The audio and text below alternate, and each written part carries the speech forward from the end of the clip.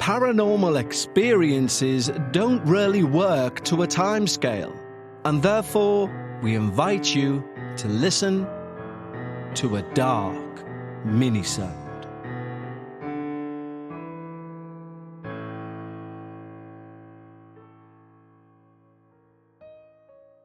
Hello everyone, and welcome back to our 20th Dark Minisode.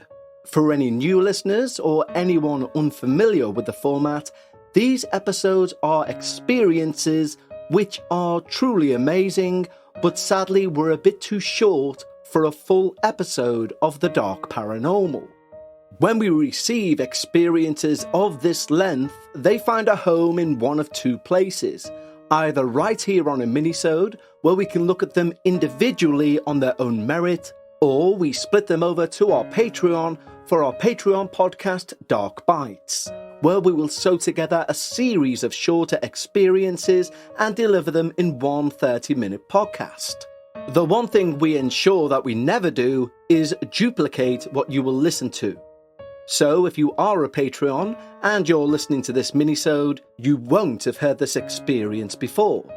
And by the same merit, if you join our Patreon at patreon.com/The Dark Paranormal, every experience that you hear on our weekly Dark Bites episodes will never have been aired on the main feed.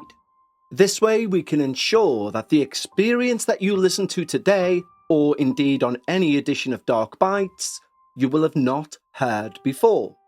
And therefore we keep things fresh. And speaking of fresh, today's minisode takes place in the outer wilds of the Highlands of Scotland, a place where the weather itself can be both angelic and demonic. It truly is a place where nature will remind you of both its beauty and how ferocious it can be, turned up to 11. But, and I very rarely, if ever, do this, I want to give a quick mention to the upcoming Dark Paranormal episode for Friday.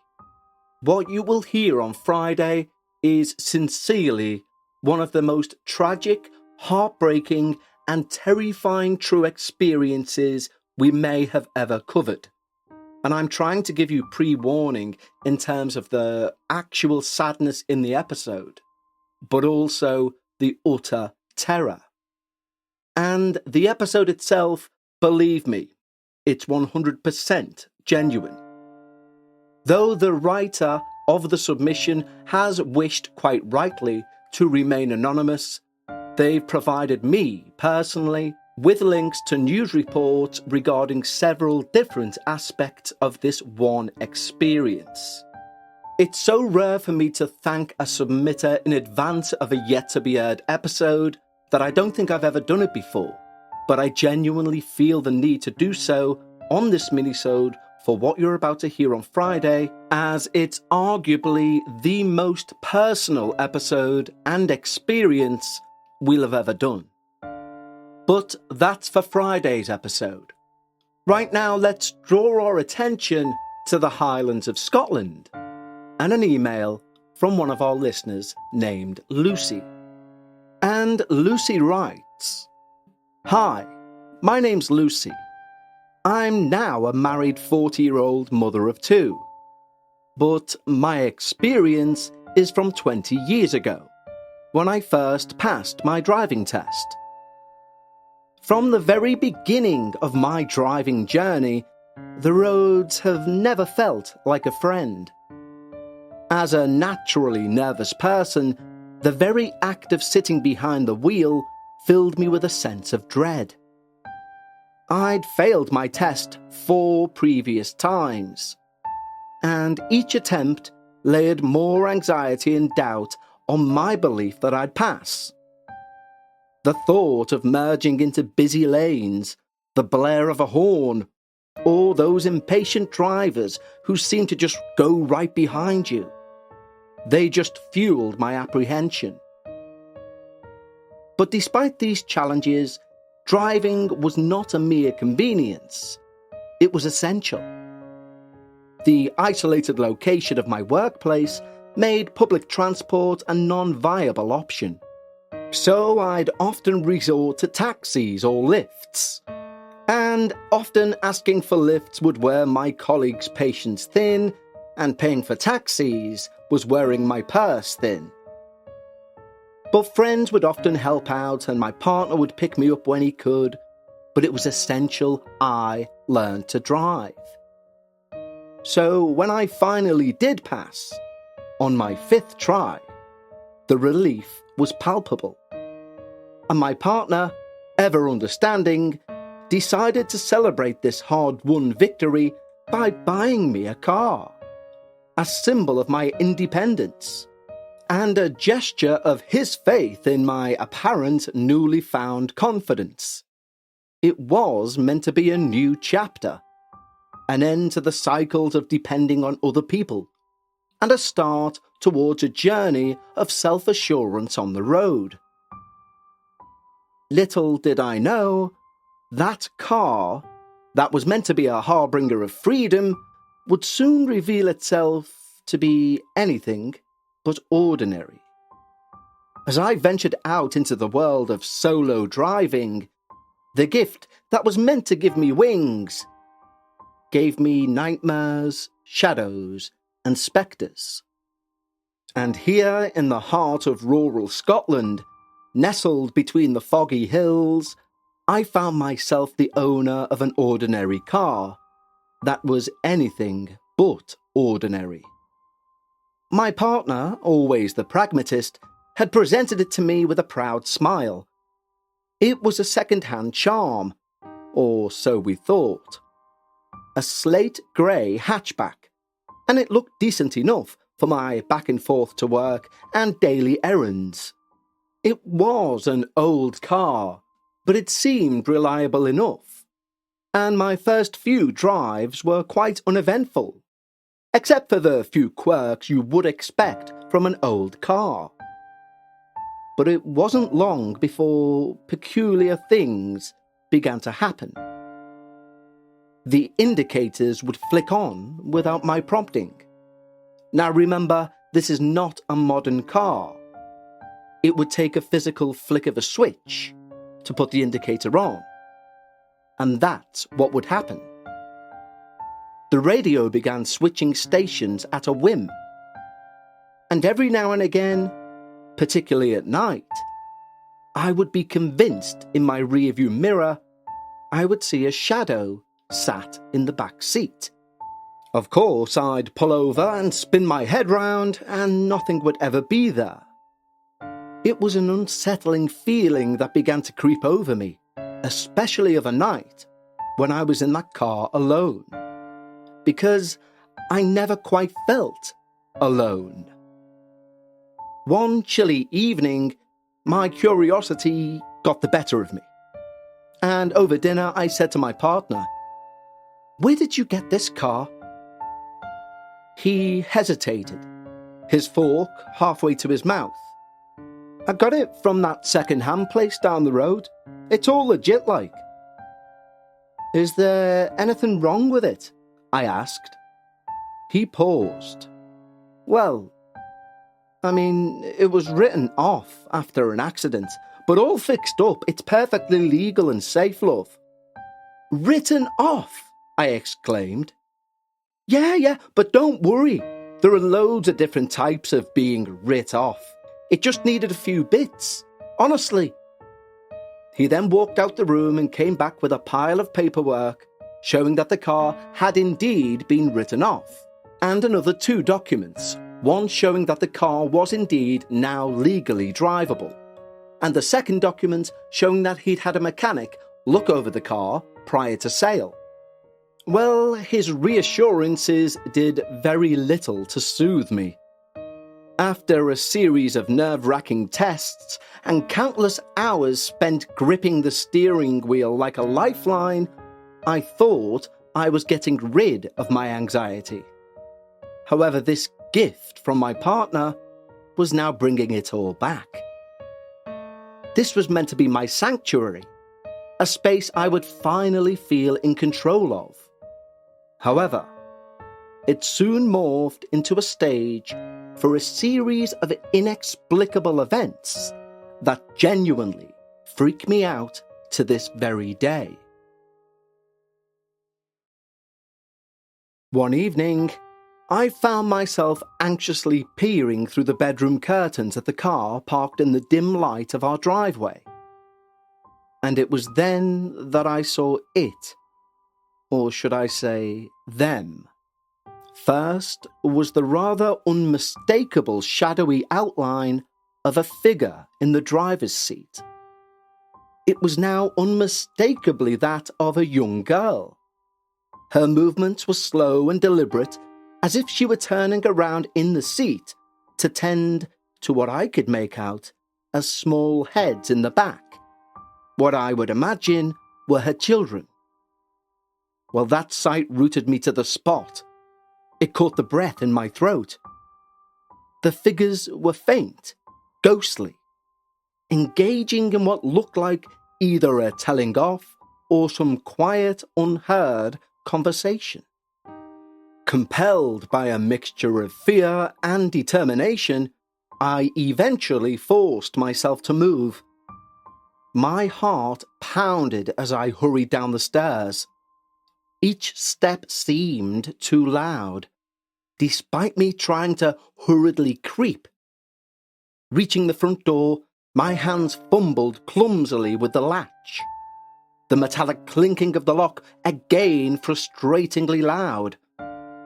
My thought being that if these were actual people sat in my car, I didn't want them to hear me and be scared off. Finally, I took a deep breath, swung the door open and grabbed a torch that we kept on the electric meter cupboard. I stepped out into the cold night air, and I do mean cold, like icy see-your-own-breath cold. I slowly approached the car, my tentative steps circling the vehicle, peering in through the windows with the torch. The beam cut through the darkness inside the car and revealed empty seats, the benign disorder of my untidy day-to-day life. A few scattered CDs, a crumpled-up parking ticket, a lone glove. Yet the normality of seeing these items did nothing to ease the chill that was creeping up my spine. I opened the driver's door, and the interior light flickered on hesitantly. As I leant in, I scanned the seats and the back, but every shadow seemed to twitch, and every sound I heard felt like a whisper. I closed the door, locked the car, and stood back, staring in bewilderment and astonishment. But then came the overwhelming feeling of being watched from within the car. And it was growing stronger, as if different heads were all now turning to face me, although I could see nothing at all. It freaked me out so much I felt like I should be the one looking away. A shiver coursed through me, as chilling as if someone had walked over my grave. Reluctantly, I turned to head back inside, this feeling of unease clinging to me. No sooner had I closed the front door behind me than the car alarm erupted into the night. A blaring siren that shattered the silence and sent a spike of adrenaline through my already rattled nerves. I ran back to the window, and I saw nothing but the car, now clearly empty, although it was rocking slightly, as if caught in a strong wind. Yet I'd been out there seconds before, and there was no wind. It was as if it was convulsing with a life of its own. The sound of the alarm pierced the air still, relentlessly, no matter how many times or how hard I pressed the button on the key fob, until suddenly, just as inexplicably as it started, it ceased.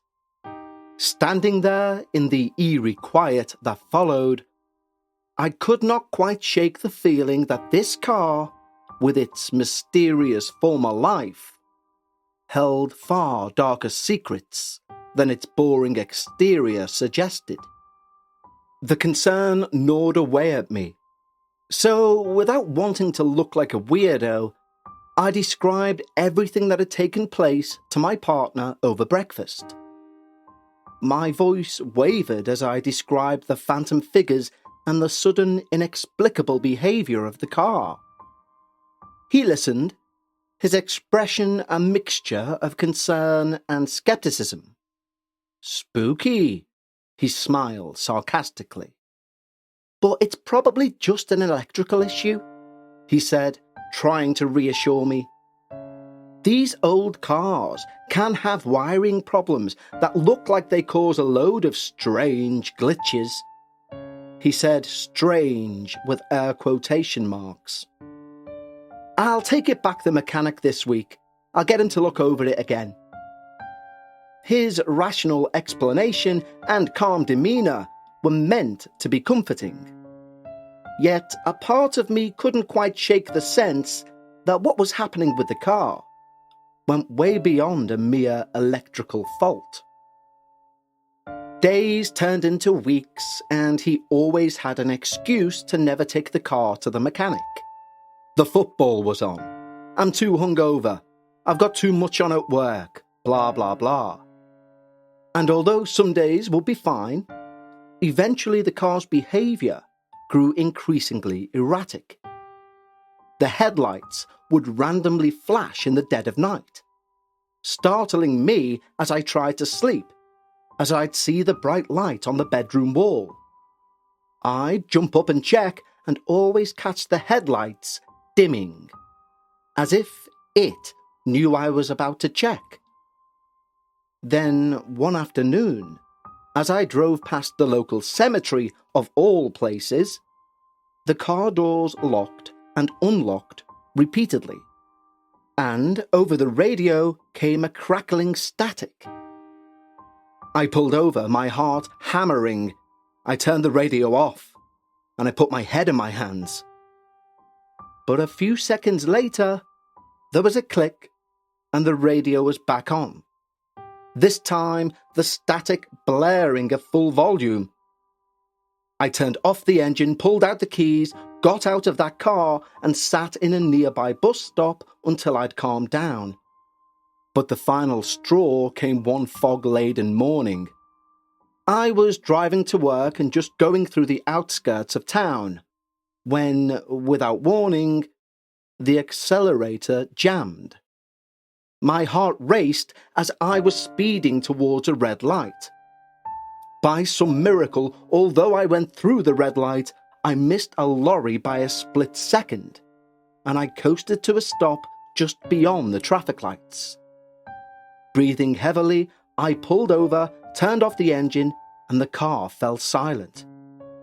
As I was catching my breath, I looked up, and the steering wheel began to rapidly jerk by itself from side to side, like some eerie, unguided dance. Then my seatbelt snapped open of its own accord. While I got out of that car, my hands trembling and my breath uncontrollable, I thought I'd pass out. I sat on the roadside and called my partner. My voice was shaking as I recalled what had just taken place. He came quickly, concern etched in his brow, and we waited by the roadside, the car ominously quiet in front of us. Then, as if to remind us that we were not alone, the hazard lights blinked on, casting an orange glow on the pavement and our faces. He drove me home to the warmth of our house, a stark contrast to the non-weather-related chill that was still coursing through my bones. A while later, he called a friend and asked him to go with him to retrieve the car, on the proviso, after me insisting, that the friend took the car to his house and not ours. I didn't see that car again, and my partner sold it shortly after. Although I never saw the car again, the memory of that spectral young girl and her silent, tiny companions haunts me to this day. I wonder now if the car was really fixed. I mean, mechanically maybe, but I do wonder if some remnants of its tragic past were beyond repair. Imprinted, if you will, in its mechanical soul. Well, thank you for reading my experience. I hope it makes the show, and I have a much longer experience from my husband that I'll hopefully type up and send one day. In the meantime, thank you, Lucy. Lucy, thank you so much for providing our Dark Minisode episode 20. That's one hell of an experience, and as something of a nervous driver myself, I completely empathise. Thankfully, the only sort of terror I've had to deal with is down to my bad driving and not the undead. As ever, thank you to everyone listening for choosing to spend your time with me on this minisode. And I cannot wait to deliver one of our most personal, tragic, and forgive the acronym WTF episodes we've possibly ever done. Until then, stay safe and take care.